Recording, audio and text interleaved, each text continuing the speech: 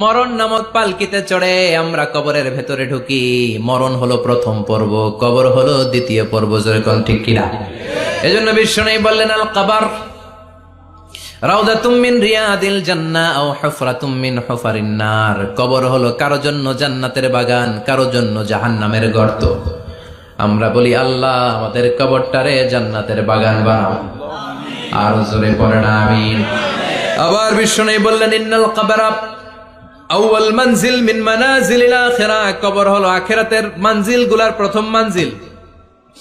আখিরাতে একটার পরে একটা অনেকগুলো স্টেশন আপনাকে পার হতে হবে। প্রথম স্টেশনটার নাম হলো কবর।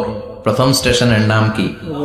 এই কবর নামক স্টেশনে যদি আপনি মাফ পেয়ে যান, সামনের সব স্টেশনগুলোতে মাফের ব্যবস্থা করবে কে? আল্লাহ। আর কবর নামক স্টেশনে যদি ধরা খেয়ে যান, আপনার মায়ের আছে না নাই?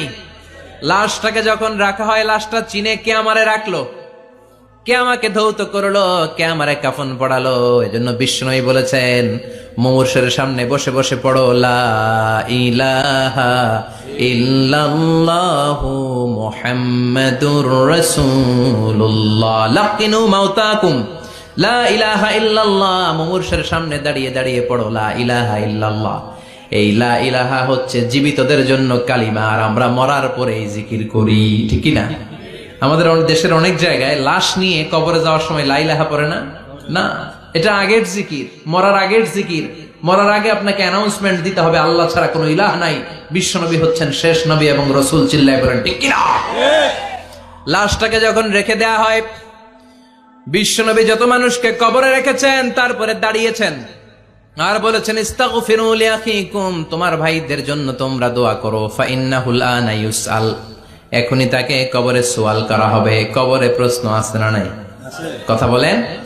বিশ্বনবী খাদিজাতুল কুবরা, ওনার প্রথম স্ত্রী খাদিজাতুল কুবরা তাহেরাকে কবরের মধ্যে রেখে দিয়ে কাঁদতে শুরু করলেন। চোখের পানি ছেড়ে অনেক দোয়া করলেন। দোয়া শেষে সব সাহাবারা ঘরে ফিরে যায়, বিশ্বনবী যায় না। সাইয়েদনা আবু বকর বললেন, ও নবী চলেন ঘরে যাই। অনেক তো দোয়া করলেন। বিশ্বনবী বললেন, আবু বকর তুমি যাও, আমি যাব না। এইটা সাধারণ মহিলা না, এটা বিপদের দিনের সঙ্গিনী খাদিজা। মক্কায় যখন আমার কেউ ছিল না, খাদিজা আমারে ভুলে নাই। 3 বছর কাফিররা আমাকে জেলখানায় বন্দি রেখেছে, নাম শিয়াবে আবি তালেবের জেলখানা। আমার স্ত্রী ওই জেলখানার জীবনেও আমারে ছাড়ে নাই। আমার সাথে 3 বছর খাদিজাও জেল খেটেছে। এই একটাই মহিলা, যেই মহিলাকে আল্লাহ আরশের উপর থেকে সালাম দিয়েছে, মহিলাটার নাম খাদিজা। আল্লাহু আকবার। আমার সব সন্তান আল্লাহ খাদিজার পেট থেকে দিয়েছে। ফাতেমাতুজ জোহরা খাদিজার মেয়ে, জাইনাব খাদিজার মেয়ে, উম্মে কুলসুম খাদিজার মেয়ে, রুকাইয়া খাদিজার মেয়ে, আবুল কাসেম বিশ্বনবীর ছেলে খাদিজার ছেলে, আব্দুল্লাহ যাকে তাইয়্যিব এবং তাহের নামে আমরা চিনি, সেও খাদিজার ছেলে। সুবহানাল্লাহ। ও আবু বকর, আমার এই কলিজার টুকরা প্রিয়তমা খাদিজারে রেখে দিয়ে কেমনে বাসায় যায়? তুমি যাও, আমি দাঁড়িয়ে থাকবো। এখনই মুনকার নাকির এসে খাদিজারে প্রশ্ন করবে, আমি দেখবো খাদিজা উত্তর দিতে পারে কিনা। আর প্রশ্নের উত্তর যদি ভুল করে ফেলে, কবরের উপর থেকে আমি নিজে প্রশ্নের উত্তর দিয়ে দেব। এজন্য কবরের আযাব থেকে বিশ্বনবী পানাহ চেয়েছেন। বিশ্বনবী বলেছেন, আল্লাহুম্মা ইন্না নাউযু বিকা মিন আযাবিল কবর। ও আল্লাহ, কবরের আযাব থেকে তুমি আমাদেরকে বাঁচাও। পড়েন আমিন। কবরে মুমিনদেরকে 4টা প্রশ্ন করা হবে, কাফিরদেরকে 3টা প্রশ্ন। চিৎকার করে বলেন, মুমিনের প্রশ্ন কয়টা? আর জোরে বলেন। প্রথম প্রশ্ন, মার রব্বুক, তোর রবের নাম কি? আমরা কি বলবো? আল্লাহ আমারে রব, এই রবি আমার সব, দমে দমে তনু মনে তারি অনুভব। আল্লাহ আমারে রব, এই রবি আমার সব। পড়েন আমিন। দ্বিতীয় প্রশ্ন, আমার দিন, উত্তর দিনের নাম কি? ধর্মের নাম কি? তৃতীয় প্রশ্ন, মান হাযার রাজুল, এই লোকটাকে কে? আমরা বলবো মুহাম্মদ সাল্লাল্লাহু। 3টা প্রশ্নের উত্তর যখন আপনি কবরে করে দিতে পারবেন, অতিরিক্ত একটা প্রশ্ন, ওয়ামা ইলমুক, এই যে 3টা প্রশ্নের উত্তর পাল্লা, কেমন করে উত্তর জানলা? কোত্থেকে শিখেছো? নকল করে আনছো কাফনের কাপড়ে? পরীক্ষার হলে নকল আছে না নাই? হাতে নকল আছে না?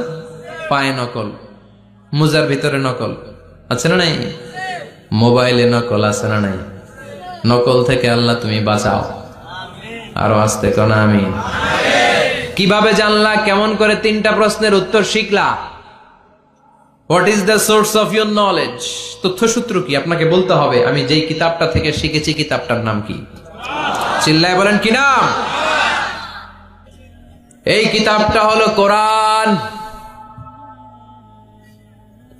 আপনাকে বলতে হবে কোরআন থেকে আমি শিখেছি, বিশ্বনবীর হাদিস থেকে আমি শিখেছি। 4টা প্রশ্নের উত্তর যখন পারবেন, ফেরেশতারা বলবে আহলান সাহলান, খুশ আমদেদ, কংগ্রেচুলেশন, বাহ বাহ, তুমি তো চমৎকার পেরেছো। ফায়ুফসাহু লাহু কবরুহু 70 যিরাআন, মুমিন বান্দার কবরটা 70 হাত লম্বা করে দেয়া হবে। ইফতাহু লাহু বাবুন ইলাল জান্নাহ, জান্নাতের দিকে তার কবর থেকে একটা দরজা বানিয়ে দেয়া হবে। জান্নাতের সুঘ্রাণ ঠান্ডা বাতাস এসে তার কবরের ভিতরে ঢুকতে শুরু করবে। ইউলবাসু লিবাস মিন আহলিল জান্নাহ, জান্নাতীদের পোশাক তার গায়ের মধ্যে পরিয়ে দেয়া হবে। আল্লাহু আকবার। আর বলা হবে নাম কানাউমিল আরুস, বাসর রাতে বর যেমনি কনেকে নিয়ে ঘুমিয়ে যায়, তুমিও একটা ঘুম দাও। আলহামদুলিল্লাহ পড়ে মুমিন বান্দা আনন্দের একটা ঘুম দিবে। ইসরাফিলের সিংগার আওয়াজ ছাড়া পৃথিবীর কোনো কিছুই তার আগে ঘুম ভাঙতে পারবে না। আল্লাহ আমরাও যেন সেদিন কবর একটা মজার ঘুম দিতে পারি, তুমি তৌফিক দাও। জোরে বলেন আমিন। এবার বামপন্থী নাস্তিক আর কাফেরদের পালা, ইসলাম বিদ্বেষীদের পালা, আলেম ওলামাদের শত্রুদের পালা, ইসলামকে যারা বিজয়ী শক্তি হিসেবে মানতে পারে নাই তাদের পালা। চিল্লায় এখন ঠিক কিনা? ওদেরকেও একই প্রশ্ন, রব কে? ওরা বলবে আমি জানি না। আমাদের উত্তর আল্লাহ। ওরা বলবে আমি কিচ্ছু জানি না, আমি সব ভুলে গেছি, আমার মাফ করে দেন, আমি কিছুই জানি না। তবে আমি ইসলাম বিরোধীদের সাথে চলতাম, যারা ইসলাম রে বাস দিত আমি তাদের সাথে স্লোগান দিতাম। এরকম ডাকাইত আছে না নাই? দ্বিতীয় প্রশ্ন, আমা দিন, ও তোমার ধর্মের নাম কি? কয় আমার ধর্ম নাই, আমার ধর্ম কর্ম নাই, আমি খালি দুনিয়া কে মজা লে লো, দুনিয়া তোমারই হ্যায়, আমি খালি দুম চলে দুম। আছে না নাই? আমি শুধু মোজ মাস্তিতে ব্যস্ত ছিলাম, আমার দুনিয়া নাই, দিন নাই, আখেরাত নাই, রবকে আমি জানি না, ধর্মকে জানি না। ইসলাম বিরোধী রাজনীতি আমি করতাম, মাও সেতুংয়ের রাজনীতি, কার্ল মার্কসের রাজনীতি, বুশের রাজনীতি, ডোনাল্ড ট্রাম্পের রাজনীতি, বামপন্থীদের রাজনীতি। চিল্লায় এখন ঠিক কিনা? কোন ধর্ম নাই। এই লোকটাকে চিনো কিনা বলো। বিশ্বনবীর চেহারা দেখিয়ে বলা হবে এই লোকটাকে, কয় জানি না। এরে আমি মানতাম না, এরে আমি গালে দিতাম। এরকম জাহান্নামের নরকীট আর পিতৃ পরিচয়হীন জারদ সন্তান বাংলার দেশেও আছে না নাই? এই মহামানবটাকে গালি দিয়ে পৈশাচিক আনন্দ পায়।